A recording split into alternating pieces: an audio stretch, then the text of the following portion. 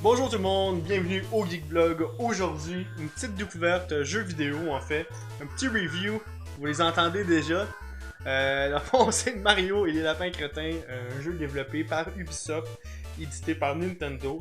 Dans le fond, c'est un crossover entre les Lapins Crétins d'Ubisoft et de Mario de Nintendo tout simplement. Donc, c'est un Lapin Brother ou un Mario Crétin. Et voilà, et voilà.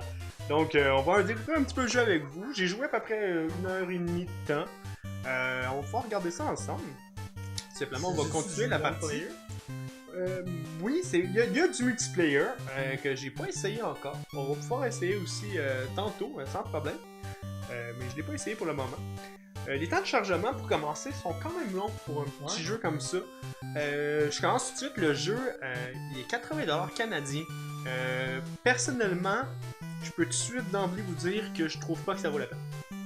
C'est pas un jeu qui vaut 80$. Parce que je tiens à dire aussi que moi j'ai jamais joué, j'ai jamais vu les critiques, j'ai jamais vu les reviews de ce jeu-là. Lui il a fait ses recherches. Donc moi en fait je le découvre totalement et lui je le découvre un petit peu plus, mais pour être franc, ça vaut pas les 80$ qu'il demande.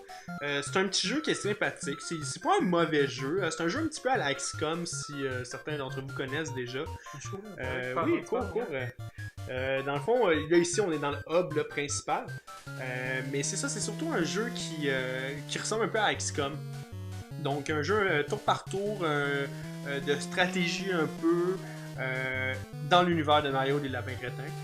Le jeu est quand même assez facile de base. On redécouvre évidemment, là on a certains personnages, on a dans le fond Mario, Luigi, etc. Je vais tous vous les montrer pendant que James se promène un petit peu partout. Moi je découvre le monde, puis là je perds dans le tuyau. Mais en fait c'est ça. Là ici en ce moment on est dans le hub principal. Dans le hub principal il y a quoi? Bon, tu peux activer tes amiibo. Qui est ça dans le fond? Qui est ça ici, oui effectivement.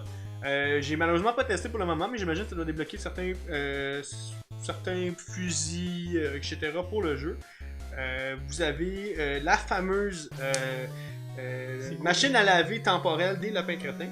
Pour l'instant, on peut pas y aller. Je sais pas à quoi elle va servir pour le moment. Vraiment, on découvre le jeu pratiquement en même temps que vous ici. Donc non, c'est ça, c'est un objet emblématique des Lapins Crétins. C'est quoi qu'on suit en ce moment? Où est-ce qu'on est? Ben, on suit une espèce de technologie d'un jeune qui a créé une espèce de technologie qui est une intelligence artificielle dans le fond. Puis les Lapins Crétins ont fait les crétins. Ce qu'il y a dans le fond avec leur machine à voyager dans le temps et les dimensions, ils ont créé un problème entre les dimensions. Puis tous les Lapins Crétins se sont ramassés dans le monde de Mario. Donc c'est un peu ça qui s'est passé. Ok, parce qu'il y avait un générique au début que t'as vu. Ben oui, okay. Tout à fait. Là, dans le fond, James s'en va dans le monde, le premier monde, tout simplement. Où je suis rendu. Dans le fond, tout simplement, là on est je suis rendu au monde 7. On s'entend, côté scénario, c'est rien d'incroyable. C'est un petit scénario bien. Mais je viens comme graphiquement parlant, je suis vraiment très beau par contre. C'est vraiment. Oui. Mais dans le fond, comment le jeu a été développé, c'est qu'il y a des développeurs d'Ubisoft qui ont envoyé une démo à Nintendo et Nintendo ils ont fait ok, on dirait que c'est nous qui l'a fait. Donc ils ont accepté de faire le crossover entre les Lapins Crétins et Mario. Puis sincèrement, tu regardes les graphiques, ça ressemble à du Mario tout craché. Là. On voit bien que les deux genres se complètent. Là. Dans le fond, si on regarde un peu le QG des combats, c'est dans le fond, tu as plusieurs choses qu'on peut faire. Le premier bord, c'est les personnages. En ce moment, j'en ai que 4. Bon, Mario, Lapin Peach, Lapin Luigi et Luigi. Mais tu peux débloquer, dans le fond, Lapin... Lapin Mario, excusez-moi. Lapin Mario, Peach, Lapin Yoshi et Yoshi, que j'ai pas encore débloqué. Ce qui est intéressant aussi, bon, c'est un petit peu la customisation de chacune des armes. Là. On peut vraiment y aller, pas des armes, mais des personnages. On peut vraiment aller choisir les fusils qu'on veut avec chacun leurs effets. Et on a un arbre de compétences qui est pas aussi compliqué que mettons XCOM et ce genre de jeu-là, mais qui va venir rajouter un petit peu l'effet de gameplay assez intéressant en soi, pour le style de jeu. Mais en fait, c'est quoi le jeu que tu fais? Ben on s'en va là. On s'en va faire un petit combat dans le fond. C'est un jeu qui est très linéaire par contre, pour le moment. C'est pas un open world, là. De toute façon, le jeu est pas conçu pour être un open world. Mais on se promène, puis il y a des combats comme ça, avec des lapins crétins, dans le fond. Puis, on va faire le combat. Dans le fond, c'est un jeu tour par tour de stratégie. Donc, je peux tout simplement, exemple, ici, là, le but, c'est d'éliminer chacun de mes adversaires pour continuer l'aventure. Donc là, j'ai un lapin crétin devant moi. Je peux décider, j'ai plusieurs attaques. On va commencer par le... Ben, oui, c'est un peu comme un jeu de plateforme, un jeu de quasiment de société, mais de vidéo. Donc, là, c'est un petit peu les combats de la façon que ça fonctionne. J'ai aussi des attaques spéciales, comme ici, c'est regard héroïque, ce qui me permet tout simplement, quand je l'active, c'est que durant le tour, si j'ai un lapin crétin qui se déplace, ben Mario va l'attaquer automatiquement s'il est dans son champ ici. Luigi a exactement le même pouvoir. Ça peut être quand même intéressant là, pour éliminer les adversaires le plus rapidement possible. Tout dépendamment de où je me cache, comme là, comme vous voyez, dans le fond, Mario est en arrière d'un grand bloc, donc il peut pas se faire attaquer, sauf si le bloc se fait détruire. Mais Luigi est dans un moitié de bloc, donc il y a 50% de chance de se faire attaquer, comme le lapin crétin devant moi d'ailleurs. C'est vraiment, c'est ultra stratégique. Ben, je te dirais, ben comme là on vient de voir là, justement Mario qui rattaque le lapin crétin parce qu'il a bougé, et le lapin crétin qui est éliminé, tout simplement. C'est stratégique, oui, on pourrait dire ça. C'est sûr que c'est pas de stratégie incroyable, c'est pas, tu sais, ça reste un jeu pour enfants quand même, ou un jeu du moins accessible à la famille. Mais non, oui, c'est quand même stratégique. Là, tu joues quand même si t'es éliminé? Oui, je joue, ben non, c'est parce qu'il reste encore 4 autres ennemis. Tout simplement. Donc là, j'ai mon... Pourquoi la limite bleue? C'est pourquoi? C'est la limite de déplacement. À toi? À mon personnage actuel.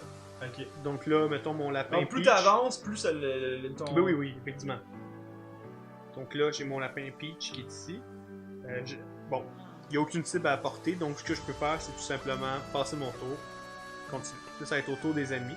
Puis dans les jeux, dans les games que t'as fait comme ça, un combat comme ça peut durer...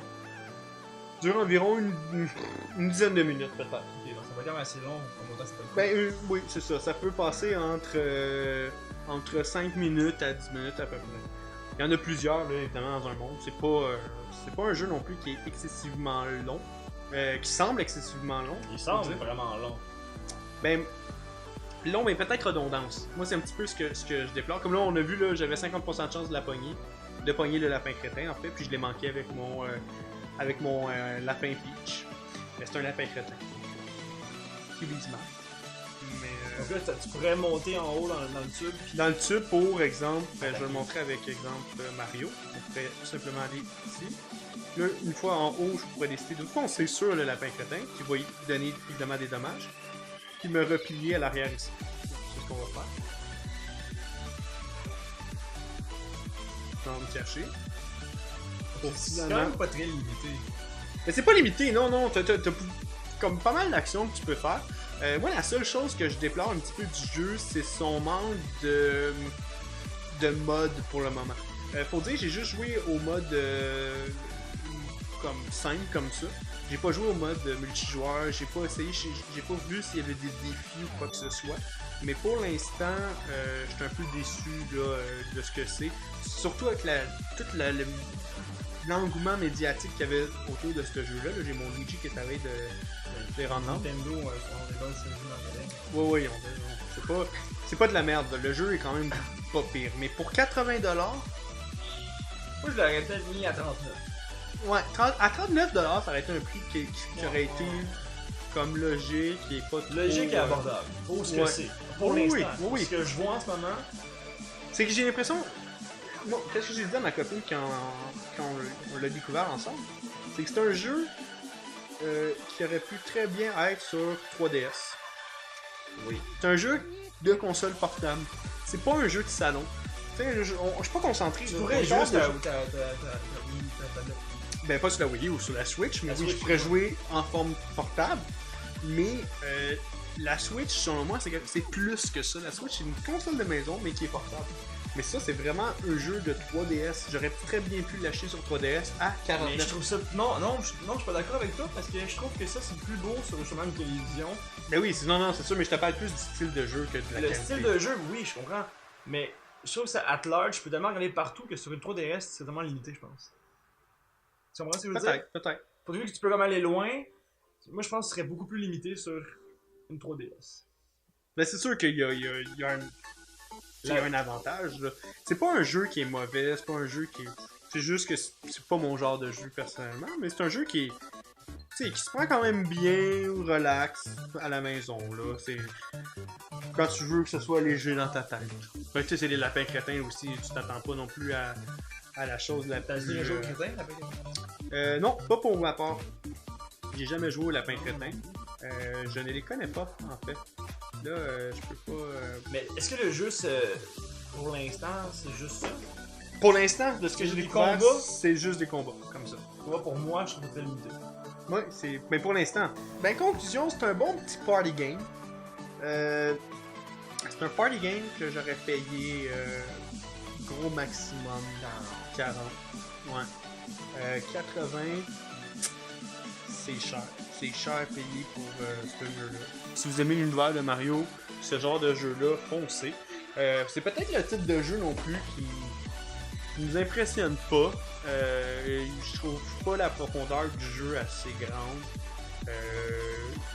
T'as pas de liberté non plus, t'es fermé. Mais c'est un bon petit jeu pour 40$ maximum. Si vous avez aimé un peu nos vidéos sur la découverte d'un jeu, on prévoit en faire quelques-uns. Ouais. On prévoit en faire une fois de temps en temps. Donc c'est un peu notre premier. Juste commenter. Tout simplement commenter si vous avez aimé ça. Qu'est-ce qu'on pourrait améliorer.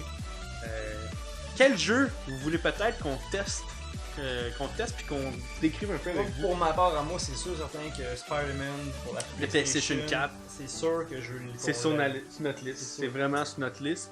On va avoir aussi du Assassin's Creed Origin, certain. Du Lord of the pas Lord of the Rings, mais Middle Earth Shadow of War.